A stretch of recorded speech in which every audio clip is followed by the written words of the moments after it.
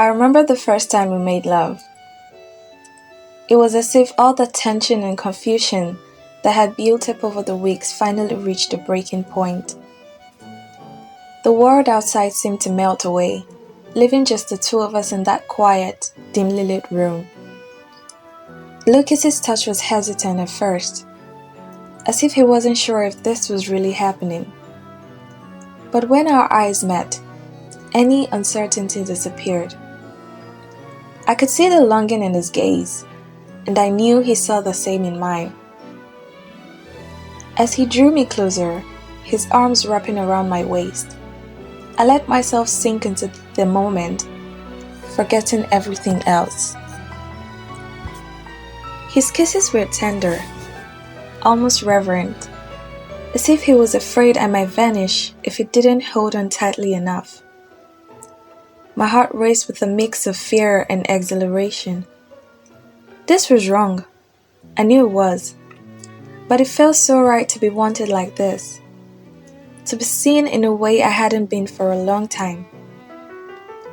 The warmth of his skin against mine, the way his breath quickened, and the way he whispered my name.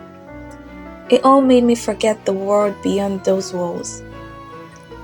We moved together slowly, carefully, as if testing the boundaries of a connection that had always felt inevitable. In those moments, there was no Ethan, no secrets, no consequences. Only the quiet intensity of being with Lucas. The rest of the world faded away, leaving just the two of us, tangled in each other's arms. As I lay beside him afterward, a tangle of emotions ran through me. Guilt, relief, and a yearning for something more than what I'd allowed myself to feel. I knew there would be no going back after this, but for that night, I let myself believe that maybe, just maybe, we could find a way to make it work. The first time I met Ethan's son, Lucas, I didn't think much of it. He was just another face in the crowd at Ethan's birthday party. A gathering filled with guests I didn't know, and the few I was still trying to remember. I was nervous, of course, being introduced to all of Ethan's family and friends, but I was good at hiding it. I had learned to keep my emotions at bay and my composure steady. After all, I was supposed to be nothing more than his assistant. But the reality of our relationship was much more complicated, and it didn't take long for things to start unraveling. When Lucas saw us that day, I could tell he knew. It was just a glance, a fleeting moment when I caught his eye as he stumbled upon Ethan and me in a quiet corner of the room. I tried to brush it off, to act like nothing was out of the ordinary, but I knew better. Lucas's gaze lingered, as though he could see right through the mask I was wearing. I had always feared that someone would find out, but I never expected it to be him. Later, Ethan's wife, Claire, had a seizure in the kitchen. It was a terrifying reminder of the tension that had settled over their marriage, and of the way I had become entangled in the web of their strained family dynamics. The guilt gnawed at me. Claire didn't deserve any of this, but I wasn't sure if I could walk away. Not yet. I was supposed to help Lucas with the writing project his father had given him. I could sense his unease when we first started working together. There was something in the way he looked at me, part curiosity, part resentment. The more time we spent together, the harder it became to maintain the boundaries I had so carefully set for myself. I felt a strange pull toward him, something I couldn't quite explain. Maybe it was the way he listened when I talked about my own struggles, or the fact that he seemed to understand the things I kept hidden from everyone else, including Ethan.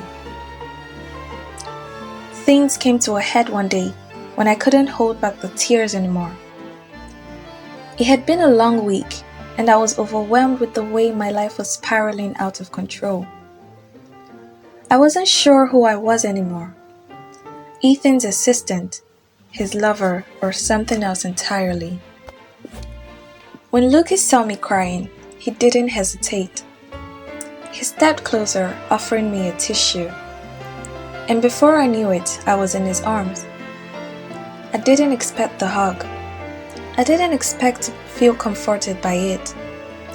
But there I was, with my face buried in his shoulder, and for a moment, I didn't feel so alone.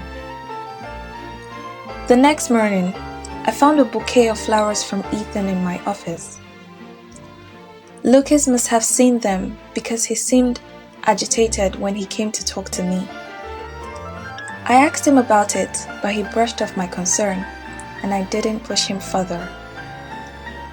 There was an unspoken tension between us now, an electric charge that crackled in the air whenever we were near each other. It was dangerous and we both knew it, yet neither of us pulled away. I told myself that it was a line I would not cross. But when Lucas showed up at my apartment one evening, something in me snapped. It wasn't supposed to happen like this, but the way he looked at me, as though I was more than just a woman caught in an impossible situation, was too much to resist.